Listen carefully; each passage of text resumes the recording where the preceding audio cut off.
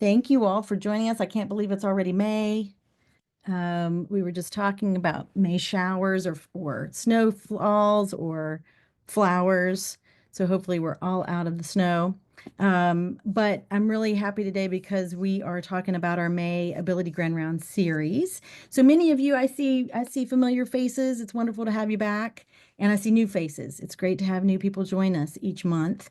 This is a monthly series. We've been doing this for about 5 or 6 years at this point, and it started not just because of COVID, but it gave us a chance to make the world a little smaller. We met our national and international friends and colleagues and learned more about their work through this series. The shared theme is disability. Okay. Any type of perspective on disability services, trainings, family experiences, individual experiences, you name it. We've had a chance to cover it and we'll continue to cover it. And we appreciate you joining us for this year's. If you need it, closed captioning is available. If you haven't already found it, it's in the options. If you're not sure where to find it, just put it in the chat and let me know, and I will work on the side and help you find it. And then the last thing, and we were joking earlier that probably everyone knows this by heart, but in terms of Zoom etiquette, please, we want active discussion by all means. If you're not really, don't have a question or a comment, please make sure your line's muted. We can control a little bit of that. We want everyone to be able to hear the presentation. Let us know a little bit about yourself. Tell us your name, where you're from. That helps our speakers and it helps us learn more about you. And then I see cameras are on. I love it. I absolutely love it. See faces, we can connect that way. We understand though, if you're not comfortable connecting by camera, please use the chat as an active discussion. We're going to make sure that we have time for that. So let me, at this point, with that background, and while everyone's putting their name and affiliations, I'm going to stop sharing and I'm going to introduce our speaker. And while he's putting up his slides, let me introduce you to Marc, Dr. Marc Lanovaz. And Dr. Lanovaz joins us. He's a professor and undergraduate program director from the University of Montreal. So we're very excited to hear about his work. And as you can see from the title screen, we're going to be talking about parents' experiences with children with intellectual disability and managing challenging behavior. Dr. Lanovaz, we have several partners on this call from disciplines who work with families and individuals on this very issue. So I think it's very pertinent to us here in West Virginia, and we appreciate you joining us. With that, I'll turn it over to you. Well, first, I'm absolutely thrilled to be here today. I don't get to talk much about parents with intellectual disability. Usually when I'm invited to talk, I do a lot of machine learning work and intellectual disabilities. People want to learn about the technology and artificial intelligence.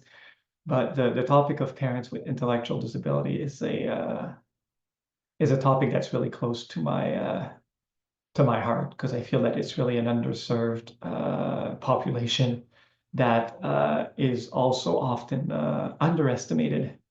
And I think that we can do much better with this population. So I'm a professor at the University of Montreal, like it was mentioned, and my expertise, I'm a behavior analyst by training, but I also conduct quite a lot of research, like I say, on new technologies to improve services that we provide to individuals, either with autism or more likely with an intellectual disability. So I'll just ask you, before I forget, to remind you to keep your questions for the end.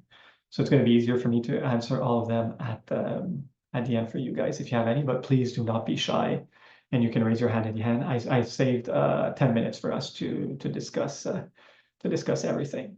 So I can't start my talk without saying a big thank you to many of the individuals who made this talk possible. So I'm presenting some research data from Joanie Tremblay. So I have a picture of her, which is one of my old prior master's students. So it's her master's thesis. I'm presenting some of her work, and she really got me into that. I have to thank Laura Pacheco, who supervised Joanie, as well as Marjorie Onos. If you don't know Marjorie Onos, and you work in parenting and disabilities, you should really go see her work. She has a lot of YouTube videos. She does amazing work on disability, on parenthood in disability. So I think that that's something that would be extremely relevant. A shout out to Maurice Feldman, who developed the family game. So he was really helpful in providing us with all the materials and provided guidance on our study. And also we're going to talk about, I'm sorry, you can probably hear my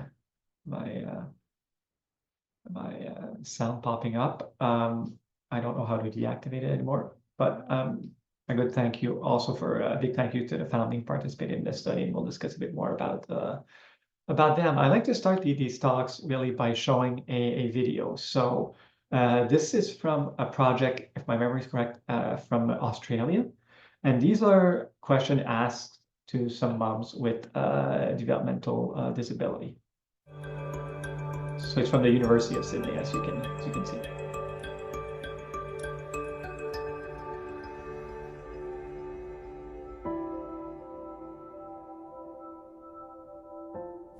Going to school and watching them have that pride and joy of me going there, taking them to school, watching their school awards, just spending quality time with them. Yeah, I like taking them to the park, the pool, but also playing a lot of imaginary games because they're so hyped on like games. My two kids, they like going to the farm and they like to play, go on the tractors and yeah, just farm stuff. I like to take the kids, I take all my kids on holidays and outings and that with the whole family, and be there for the oldest one if she's got up and downs, and just be there on like the bumpy road, just go along all the way. Being a parent, I love caring and watching them grow up from baby to teenager to adulthood.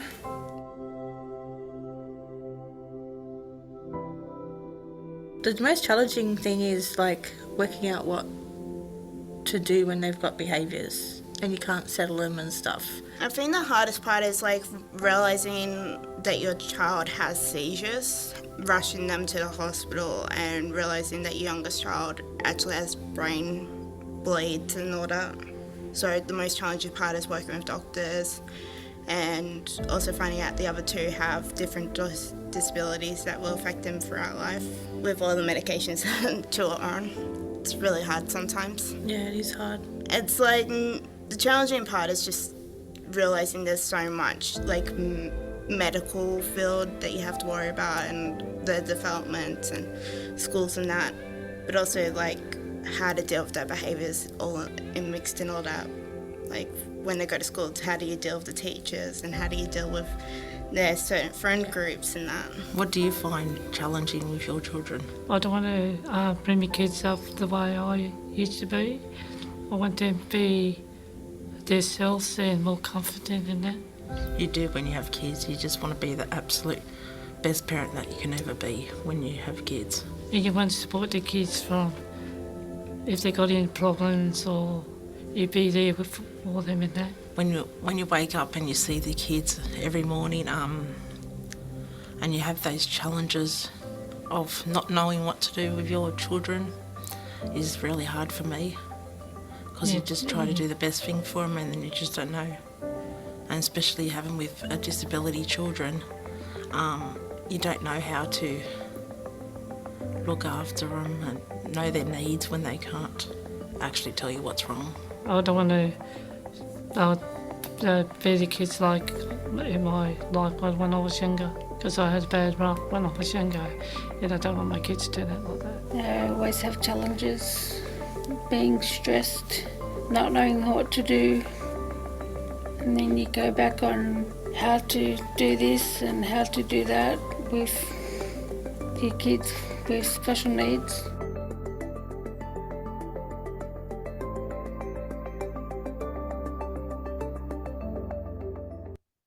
So by the way, this project has a lot of videos on the internet. So if you're interested, there were more questions that were asked to them.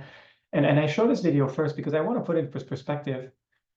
I'm a parent of two girls. They're teens now, 14 and 16. And what they were saying are not just concerns of parents with disability or intellectual, they're concerns that I share. If my kid had seizures, I would be concerned about medication. Sometimes I have a doctoral degree in educational psychology, and I don't know what to do with the kids. I just don't know. I feel helpless. So, I mean, these are just parents like you and me. And I think that's something that sometimes people tend to, maybe not professionals, but sometimes people maybe in a general population tend to forget that they're just like you and me. I'm sure there are plenty of parents out there that have felt the same way as some of these mothers were describing. And I like they start with a positive question because they enjoy dropping their kids at school, like every other parent, having them sing them at the awards at school. I mean, that's very similar to, in my opinion, what everybody lives as a parent. So the message here is that they're just parents like you and me. And I wanted to open a quick side note here to say that I didn't have any time to show any videos of dads, but we should not neglect dads with intellectual disability. Because I can tell you that even as a dad who doesn't have a disability, I've been often treated as a second-class parent by schools and by service providers. I can tell you that as a fact. So remember that oftentimes we tend to include mothers, and there's a big emphasis on mothers, but don't forget that fathers should also be involved regardless of whether they have a developmental disability. Like I say, I have a ton of examples from my personal life where like the school will call and ask for their mom, and I'm like, well, I can take the information and I can pretty much implement an intervention. I mean, I'm not helpless here, but yeah, so don't forget the dads in there. But like if I hadn't had enough time to add a video. So what do we know about parents with intellectual disability? Well, I like to start with the positive. We definitely know they can be caring, loving, they can be supportive of their child and their needs, and they can definitely be consistent. And that's something important when we implement behavioral interventions. Obviously, it's probably one of the key factors that makes that breaks or makes an intervention is when you're able to be consistent. And many parents with intellectual disability are able to do well with their child with minimal support. But most of them, like I say, will be like any other parent, caring, loving, supportive, and they can be consistent especially if we provide support. However, we have to be honest and acknowledge that there are also some difficulties. I mean, usually research suggests that parents with disability have smaller social networks. So I'm not talking social media online here. I'm just talking social networks in general. So it's harder to get some help from family members or from friends if you're experiencing difficulties, and that's one a protecting factor for promoting the healthy development of children. They tend to have a lower social economic standing or status than the general population, which is also another challenge that may be faced. So they don't have the same resources. They unfortunately have more contact with social services. I'm thinking in terms of social services, I'm thinking particularly in terms of youth services or youth protection services. And but I want to be clear on one thing. And I put in the minus, but being a parent isn't easy for anyone. I can tell you again, for me, it wasn't easy, and it still isn't easy. I'm still a parent. And I mean, I think that we should bear that in mind because I would argue that we don't give enough credit to individuals or people with intellectual disability as being parents. I think they're capable of doing a lot and doing very well, but they may need support because one of the challenges is challenging behavior, and it was named by a couple of parents in the video. I was quite happy about that because I didn't choose it on purpose for that, but. So research suggests that about 18 to 26% of children of parents with intellectual disability seem like a lot, but that's good news when I say that because I said 18 to 26, but that means that a lot of the kids are doing really well too. Like 70% are not engaging in many challenging behavior, which is actually really, really good. And what's a challenging behavior that these children may exhibit? And these children can have a disability also, like we saw in the video, but oftentimes these kids don't have a disability. They're just typically developing kids with a mother or a father with an intellectual disability. And while challenging behavior or behavior that have an undesirable or unwanted effect on learning, on health, or on the social inclusion of the child. So examples we may see include verbal and physical aggression, which are probably among the more severe. Self-injury is something that will center, especially if they have a child with a disability.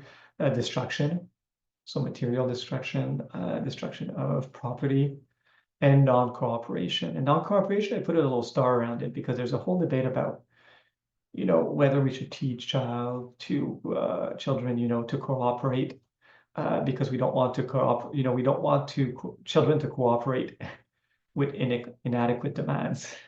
But I mean, there's many behaviors that you need to learn as a child, like when you're in a classroom, you have to sit, or when you're eating supper with your family, you have to sit, you have to brush your teeth before going to bed. So there's a lot of these behaviors that are related to non-cooperation. That being said, I always put a little star because there's a caveat or a cautious here that, it's normal for children not to cooperate 100% of the time. There are some demands that may be, once again, inadequate, and everybody, I'm sure once in a while, somebody asks you to do something and you said no. I've done it, we just don't feel like it. So it's normal for people to say no once in a while. So some effective strategies, universal strategies to help with challenging behaviors. We have providing clear instructions. So that's one of the big ones. You won't ask a child, for example, go clean your room. You'll say, put the toys in the toy bin, make your bed, and vacuum the floor. So you see the difference between the general, which is clean your room, and the specific, precise, in clear instruction. And that's something that most parents could benefit. And by the way, these effective strategies work for all parents. They're not limited to parents with intellectual disability. And as I used to be a service provider, and I mean, as a service provider, I used to teach the skills.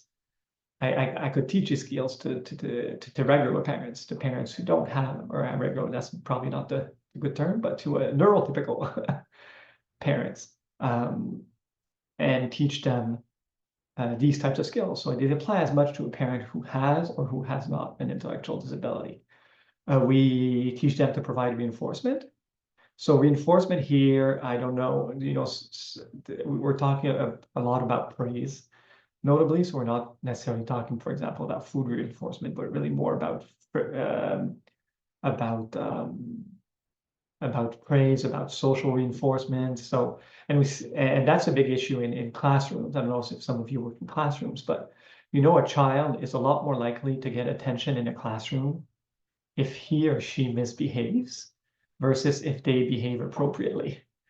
And even as parents, we tend to provide more attention to our child when they're misbehaving because we want them to stop, versus when they're playing quietly on their own. But we have to change that mentality and focus on teaching these children how and what the correct behavior is, and to provide reinforcement contingent on these behavior. And there's correction. So in this case, the correction is if there's a behavior that's not adequate, the program recommends naming a consequence and following through with that consequence. And a consequence here has nothing to do with physical punishment. It's mostly removing, for example, a privilege, and then following up, removing the privilege if the issue persists. And that's where we come back to the consistent part I was discussing earlier. Correction is not very effective if you're not consistent in its application. It's like when, I don't know if you ever heard of parents. I've heard plenty of saying like Santa Claus will not come if you misbehave. But I mean, honestly, Santa Claus will come regardless. I've never seen a parent who hasn't had Santa Claus come over. So I mean, that would be a obviously an issue with consistency. So to address the issue and to teach these 3 skills, Maurice Feldman developed the family game. So I put the family game right here. You have the board. So it's a board game that was developed specifically to teach skills to parents with intellectual disability.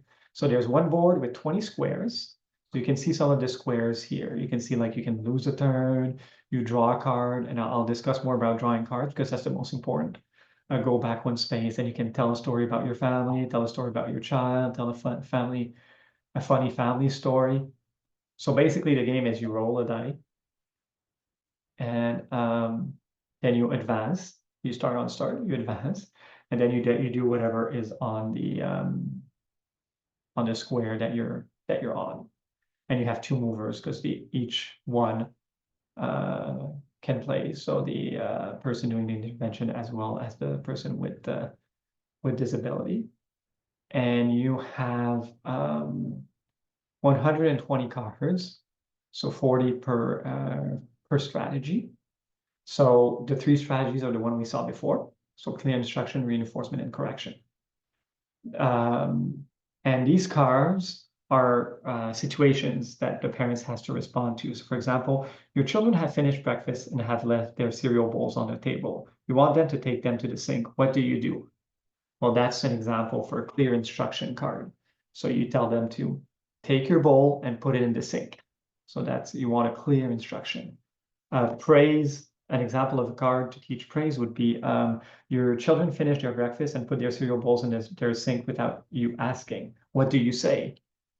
Thanks for putting in the sink, or I'm proud of you, or wow, you thought about it.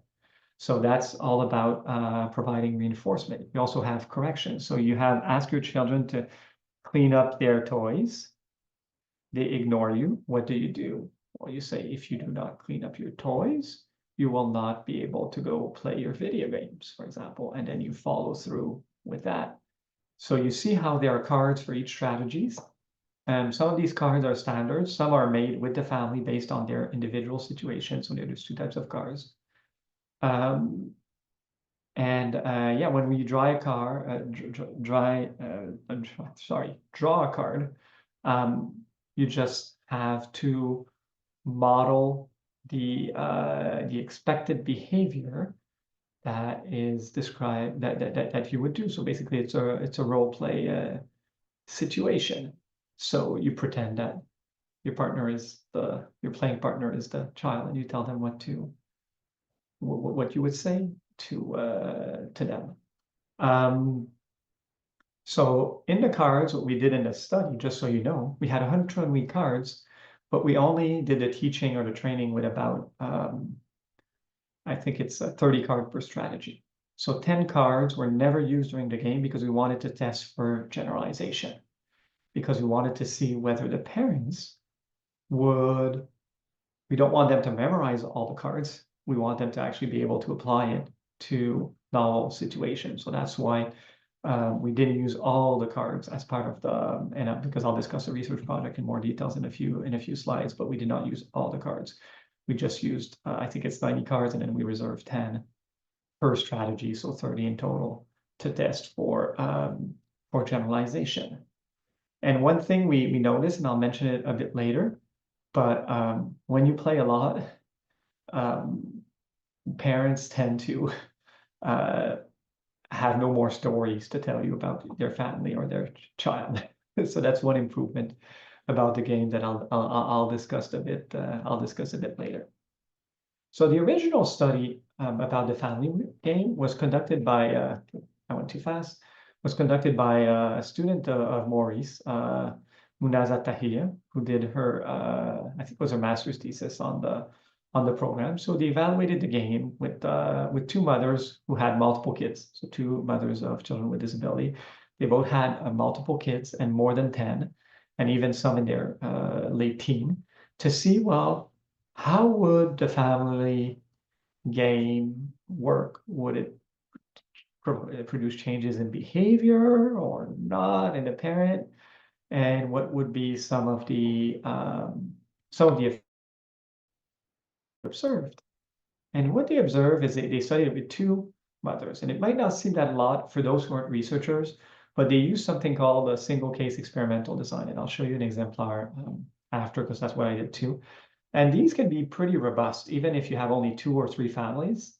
The important thing about single case designs is replication. So that's exactly our goal, was to replicate their study to see, do we get the same results if we produce it in another setting? And what they observed is that they saw improvement in the parents naming this, what they had to do, so in the role-playing behavior. So they did see improvement in role-play. They did see some minor improvement in child cooperation, but they did not see generalized of skills to the real life, which was an issue, and we'll discuss that a bit later. So basically, the parents were able to role play the cards that were in the training set, the correct reaction to the different types of behavior. The researchers did observe a bit of improvement in child cooperation, but skill generalization, so generalization to real life, was a bit more iffy. I think that's the best way to say it. So we read Tahir, or actually I was on her thesis committee, to be more exact, of Tahir, and I really love that study. And it was, like I say, it's an issue that I have close to my heart, parents with intellectual disability. So I was like, this is the perfect opportunity for us to try to replicate. So Joanie approached me to do a research project. I'm like, would you like to work with parents, with intellectual disability? And we just got started, and we decided to publish a study. And I just put it here just in case you guys want more details. You can just either write me an email, or you can find the article online. It was published in the Journal of Applied Research in Intellectual Disability. And we decided to replicate. So do exact the same study, but replicate in another setting. Our setting differed because obviously we're not, it wasn't the same lab, but also because we did it in French. So I don't have all the, rest assured, I will not share all the documentation in French today, but we wanted to see whether we were able to replicate it to a novel setting and with a new team. So that's really the purpose, to replicate the study by valuing the effects of the program. And in our study, we had 2 parents, so it was a couple, and their 3-year-old child. So the training occurred separately for the 2 parents, though, and the sessions were separate for the 2, because we wanted to see whether they would acquire it independently, and it was important also for our design to see whether each parent was able to learn this strategy on their own, although they were free, and that's one of the limitations of the study for those who are more interested in research. One of the limitations is maybe they talked about the strategy outside of the family game. We don't know, but we played with one parent at a time. So what were our procedures? So how did we proceed to use the family game as part of a research project? Well, first of all, we use a multiple baseline across behaviors. What it means is that we use, actually it's across strategies to be more exact. So you remember we had 3 strategies? Well, we introduced each strategy in the game in a staggered fashion. Okay? So at first, for example, we would only teach the parent the clear instruction, and the other strategies we would not teach them.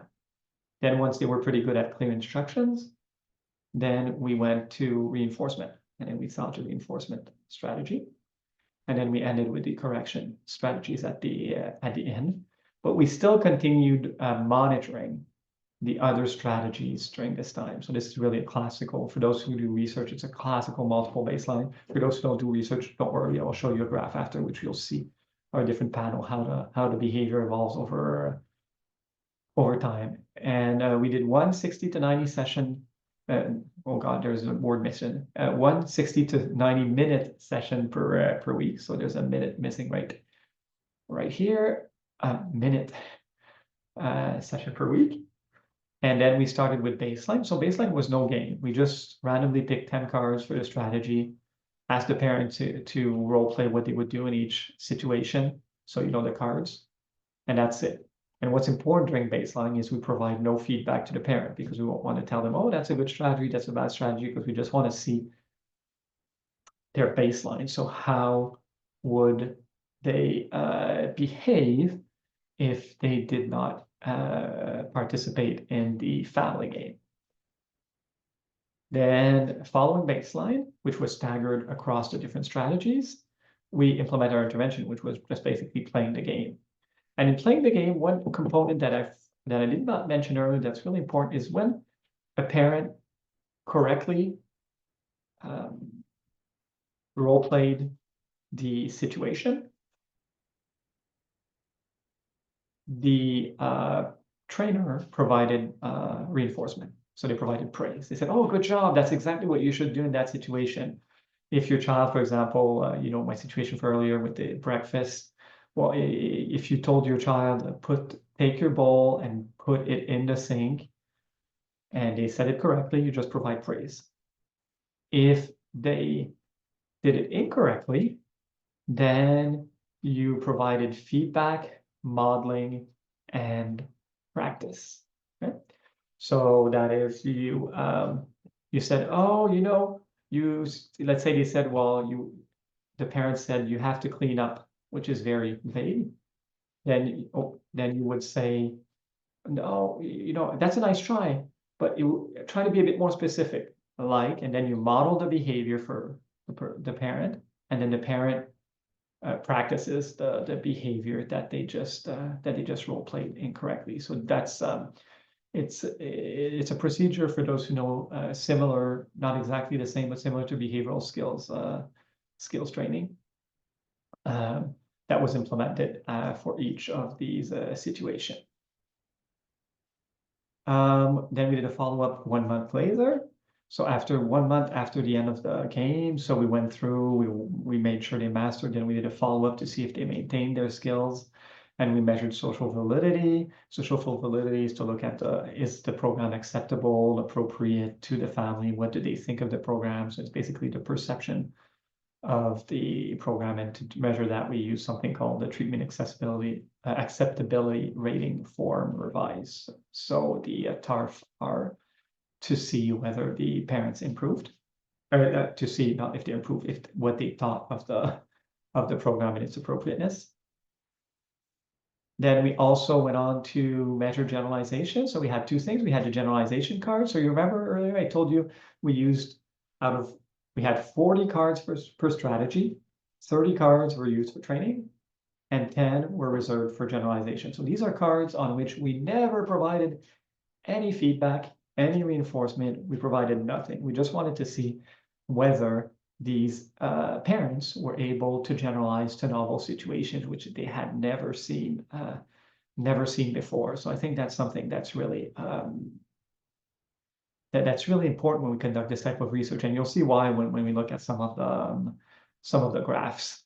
But basically, we want to make sure that parents are able to generalize to novel situations, because if not, I mean, if a new situation arises, they will not know what to do.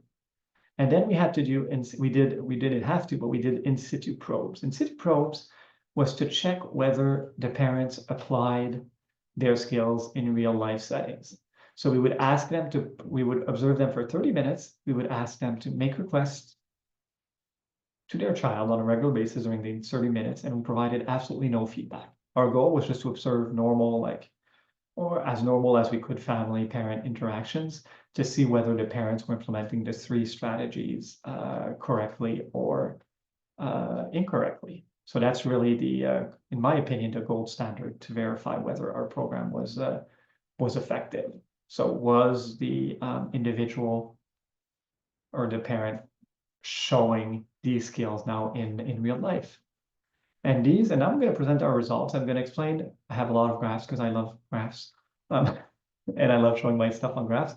But I will show you a bit what we got about the family game. So this, on the y-axis, this is the correct responding. So the number of times they use the appropriate behavior, or they named the correct skills. Okay, and the higher the better. Okay, if you don't like graphs, just remember the higher the better. And we'll start with the black triangles, which are just their responses on the training cards. So initially they provided the correct response like 50% of the time on a training card. And then as we played the game, so these are all different sessions. So this is one session playing the game, another session, another session. So after about 8, 9 sessions, they consistently responded correctly about 80% of the time. And more impressively, at follow-up, they were pretty high too. Okay. However, on the generalization cards, they didn't improve that much, or that parent. That's the data for the mother. We'll see the father after, just by the way. So this is the mother. So you see initially, probably the 2 cards were easy for them because they got 100%.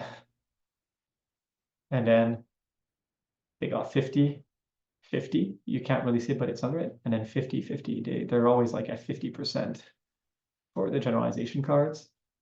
And we saw no improvement on the in situ probes. So they were able to respond to role play better, but they weren't improving in real life. And this is for clear instructions.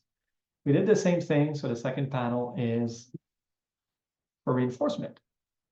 So you see initially reinforcement situations, they respond correctly about 60% of the time. They're pretty stable actually, which is pretty impressive because I don't always get such stable results when I conduct research.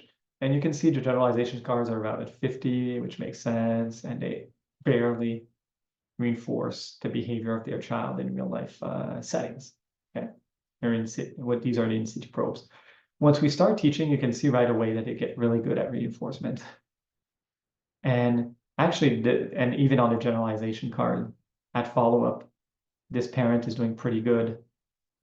The problem is they're still not providing praise for the behavior of their child in a natural environment. So they learn the skill in a role play situation, but they're not generalizing to real life. And what I'm most surprised about these results is not the results I got, because I mean, as a behavior analyst, we know we have to program for generalization and we know these things can happen. What I was most surprised is how consistent they are with the previous study that Maurice Feldman did with his students. So he got about the same results as we did, which really shows consistency and shows the strengths of single case designs when you replicate. And this is for error correction. So same thing, difficulty at the beginning. Then they learned on the cards. Follow-up is not too bad. Generalization is a bit all over the place. But they're not displaying correction in real life with a 3-year-old child. So I mean, was it a success? It's really a mixed blessing here, where the parents are learning something, but it's not enough, to translate to real life settings. So if we go to the father now, which has exactly the same graph, so it's the same type of points, you can see that for clear instruction, it increased initially, and then you can see it maintains at a fairly stable level during this time. The generalization and in situ probes are very variable. So you can see this is the in situ probes, but some of them are 100%, which is really good, but some of them are at 20%. So we're struggling with consistency here, definitely. And the generalization cards, well, he was already good at baseline. And then he would continue to be pretty good. So, I mean, it wasn't his toughest skill, because you can see even during baseline, he got 80 on the training cards, which is not bad in itself. So the parents were, the staff was already giving clear instruction for a majority of situation. Where we can see some improvement is reinforcements. So the dad was providing a bit of reinforcement, but he became extremely consistent during the game, during and after training. So that was really impressive. But what's disappointing is look at our lozenges here, our diamonds. He's not doing it again in real life. He is just doing it during the game, which again, like I said, I hope you start seeing a pattern here. And that's why I called the talk lessons learned from the family game, because these were lessons learned. It's not perfect, but I mean, and don't worry, I do have solutions to provide for you guys afterwards. And then the final, this was pretty impressive. Correction was never done correctly. And then bam, we teach it, and then it increases by a lot. So really well. So they, you know, in more vernacular terms, we would say, you know, that that he seemed to have learned something, but he's not applying it. Because again, we see here the lozenges. I mean, it's a bit higher than baseline, but I mean, I would honestly, when we do these types of studies and we call it treatment integrity, so how well parents implement interventions, we usually want at least 80.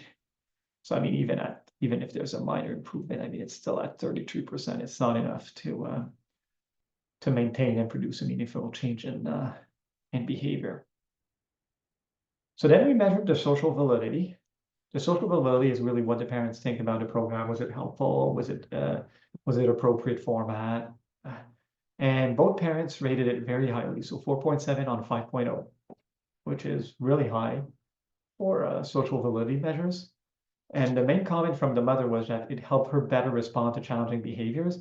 And it's always weird when you check people's perspective versus data, because if I go back, she doesn't really respond better in our situations.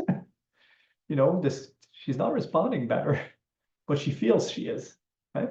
So she feels she is, and that's not, I want to be clear on something, that is not because she has an intellectual disability. We've been running similar research with parents who don't have an intellectual disability, and sometimes something doesn't work, and we do still sometimes see measures that suggest that the parents feel that it's helping them. So there may be the hypothesis is often that there may be something unobserved, you know, outside of sessions that's occurring that's making the parents' life easier. And then the father says that the program increases self-esteem, so specifically managing challenging behaviors. So I mean, the parents appreciated the program. So, you know, if I go back to well, what are some of the lessons learned? Well, the strong points is that the parents were able to name and even role play the expected strategy, so that they were good. So that role play expected strategy, no problem. They could sometimes select strategies for novel situations too. So they were able to role play to novel situations that they hadn't seen. And the social validity was fairly high. So the social acceptability was good, and the parents appreciated implementing the program or participating in the program on a regular basis. The concerns, well, definitely poor generalization to real life, and that's the ultimate goal. I mean, that's my job as a behavior analyst, or I mean, I'm sure there's special education teachers here or educational psychologists. I mean, regardless of our field, that's our ultimate goal. We want to make sure that what we teach parents, regardless of their disability status, that they use it in real life, and that is just wasn't happening, or is just not happening with the family game. And like I told you earlier, there was some redundancy in the tell me about games, the squares. So at some point, you know, parents got tired and they were always saying the same stories. So that's something that could be improved on the game. It had no effect. We don't think it had any effect on effectiveness, or the effects of the program, but it did have an effect on. It could have an effect on engagement. So how can we make that more fun, if I can say that way? So now what? So the program provides mixed results. What could we do? Well, when we got the result, it reminded me of a study, and I'm sorry, these are older studies, so they use the word mental retardation. Rest assured, I do not use that term, but it used to be the term that people use, and it reminded me of a study conducted by one of my colleagues, Ray Miltenberger, who used something called behavioral skills training, which is very similar to what we were doing in a sense that it involves modeling, practice, and feedback. A bit like we, and in addition to written and oral instructions, and which is very effective to teach skills. And they wanted to teach abuse prevention in adults, mainly women with intellectual disability. And what they found is that these women were very good at naming what they were expected to do. They were very good at role play situation. So most of them could do and I don't have the exact results with me, but probably, you know, these studies, it's usually above 80, probably even 100% of the time, they would use their skills correctly when they role played. You know what happened when you send a Confederate in there to behave inappropriately, now I want to reassure you, the Confederate just flirted in an appropriate way with the patient, and then if the patient accepted, or not the patient, sorry, the person with intellectual disability, and if the person intellectual disability accepted, they just left the room anyways. You know, they didn't. I'm trying to remember what exactly what they did, but it was really like a appropriate in an ethical way. So they sent strangers, basically. When I say Confederate, they sent stranger in to see if they would use their skills with strangers who would behave inappropriately towards them. Okay. And what they found is that all the women learned the skills but failed to exhibit them to criterion during the probes. So basically, all the women did not behave in the way they had been taught to react to sexual abuse, or not sexual, but to situations that are likely to lead to sexual abuse. So none of them. So what they did is they did so that was discouraging, because these women, they thought they were safe because they did role play, and they were really good at role play, but they weren't good in real life situations. So what they developed is something called in situ training. So they did a second follow-up study in which, in addition to teaching the skills with behavioral skills training, they provided feedback to the person, or in this case, the woman with intellectual disability, following their interaction with the Confederate. So let's say I had a Confederate, so a stranger go in the room, and then one of the things that we have to do in sexual abuse is to inform another staff that somebody behaved inappropriately with you, basically. And let's say that they didn't do that step or didn't do that component. Well, what happened is that then both the trainer and the Confederate or stranger went back in the room after the situation and then provided feedback and said, hey, you didn't use the skills that you were taught. So that's called in situ training, right? It's going back and saying, and by the way, they replicate these results with teaching kids to not touch firearms, and it's exactly the same thing. You can have the best program to teach kids, like in role play, teach them not to touch firearms. But if there's nobody watching, many of the kids will still touch the firearm despite being 100% during role play, okay? So, I mean, and what you can do is in situ training. So in addition to the family game, during these sessions that we went to observe, we should have provided feedback. So training during a real life situation in addition to the game. So that would have been important, because that's probably the solution, in my opinion, to solve this problem. Because it's a well-developed procedure that has shown its effects in the exact situation that we observed. That is, people learning skills, but not showing them in real life or in situ probes. So I think that's something that could be very interesting to add to the program. So now just to go back to our, so in situ training, I just want to repeat, because I think that's important, is that you just don't want to do the game. You also want to observe the parents in the real life and then provide feedback, modeling in the real life setting with their child. So saying, see, you forgot to provide reinforcement. So they provide reinforcement. Oh, your correction, you could have done this way instead of that way. So really observe real life situations or in situ situations, so that we can provide better services and increase the effectiveness of our interventions. So the key points are, well, the family game does teach new skills, but these skills fails to generalize into the life. So what should we do if we want to train parents with intellectual disability to manage behavior, or actually done that, or to take care of their child even? I mean, I work on challenging behavior, so that's why it's the main focus, but it can be teaching a child to hold a bottle, or to, not to hold a bottle, but to hold a bottle to their child, teach them skills to take care of a baby, changing diapers. Well, you want to give modeling, feedback, and practice, definitely, for initial acquisition. I mean, that works, it's proven. There's been a lot of research with parents with intellectual disability, or just not even parents, just people with intellectual disability learning skills with these types of strategy. but you also want to implement in situ training for generalization. So that is an absolute must. And another recommendation is we could maybe try to update the game to make it a bit more engaging, especially like I was telling you earlier, to tell me a story after a few loops around the board. It's a bit repetitive, if I can say it that way. So I mean, how can we make the game even more engaging for parents to want to be able to participate? So that's it. I promised you 10 minutes for a question. If you have any questions, by the way, you can always write me an email. It's always a pleasure to respond. But yeah, so that's it. Any questions?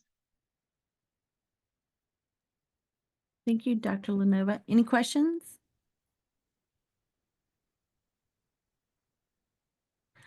I did have I know that the design was a single subject design. Any thought on group play, like playing the game with a group of parents, I would. role playing? I think it would work even, my honest opinion is that it would probably work as well, if not better, than individually, because you get to see, you know, novel situation. You have the whole parents meeting each other and chatting about their own issues. You know, so I feel that it would be, you know, we wanted to isolate the effects obviously on individuals, but I feel personally that it would be a good group activity to do, without forgetting though that with each family you'd want to do in situ training after that. So it's not, because if not, you may have failure to generalize. But I don't think that the family game needs to be played individually with a parent. I think that having multiple parents play it could be an interesting. My only concern would be parents learning inadequate strategies from other parents, but at the same time, we do provide feedback, modeling, and practice. So technically, even if somebody responds incorrectly, they should still be learning the correct strategy after that. So, I mean, I don't see why it shouldn't be tried. Thank you. Other questions? Has anyone used a game-based, I really like the game-based approach to this. Yeah, I think it's, I mean, I love the idea too. That's why we tested it. I mean, because I feel that a game is a bit more fun, you know, than having like an evening of, you know, with a PowerPoint, or maybe not even a PowerPoint, but just like a discussion. What can you do? What you cannot do? At least it can get a bit more engaging, because that's really one of the challenges with anyone. I mean, is really keep people engage, especially when it can be a bit more repetitive, because that's one of the challenges maybe of teaching individuals with intellectual disability, is that you oftentimes have to repeat a bit more or have a bit more practice. I don't like repeat because it's not about tagging, it's about practicing a lot to get good at that skill. So they may require a bit more practice than, for example, a parent who does not have an intellectual disability. And last question, and then I'm going to be quiet for others. But and I'm sure you said this, but when you were playing the game, when you were working with the singular parent, was it in a lab or in their home? Oh, in their home for sure. We don't do much lab research over here. So Okay. I'm like 90. I don't know, I'm sure it was in the home because it was easier, and these parents are hard to reach to, and that's why we use a single case design. So I forgot to mention it as I was going through my slides, but why do we use single case designs? Because we have so much trouble recruiting parents with intellectual disability. Even though, you know, according to the statistics, they should be tens of thousands out there, they can be hard to identify because they're not always receiving services, and some of them might be concerned about us because of youth protection services. I don't know how you call them over there, but over there in Virginia, but West Virginia, but over here we call them child protection services. And I mean, some of them have had bad experiences with these organizations, so they can be difficult, because I wanted to continue this line of research, and we are trying to find a way to do it, but it's really, really difficult. to find these parents. So that's why we didn't do like a group study, for example. I mean, it is feasible for sure, but you would have to recruit you know, a good 40 families to do a you know, a group comparison, which would be a challenging task, because we had trouble just recruiting a couple. And Maurice was telling me, Maurice Feldman was telling me the same thing, that they really struggle in their recruitment. So it's a really, like I say, they're either unidentified, or they don't want to be identified, or they don't want to be identified, or they don't want to participate because of concerns, and legitimate concerns, by the way, which you know, historically these parents have not always been treated fairly by social services. Mhm. And we do call it the same thing. You're absolutely, Okay. yes. Any other questions? We have a good group in terms of behavioral services, backgrounds, counseling, psychology. Any ideas for recruiting parents with intellectual disabilities? I'm all ears, because they are hard to find. Like I say, and a lot of them, you know, when they have a child, maybe they're at the limit, or they you know, they don't necessarily have a formal diagnosis. Some are diagnosed, or we realize there's an issue once they get referred, or their child gets referred to protection services. Then you know, the staff that intervene with them realize that, oh, maybe there's a challenge with the parent there, or the child. I don't like the word challenge. I think people with disability or intellectual disability are different, but we all have our challenges as parents. I want to be clear on that, and I hope that was clear at the beginning, that it's hard to be a parent for any parent. Well, I thank you for presenting your work, and we'll have to bring you back on the AI techniques. I know you said you speak about that a lot.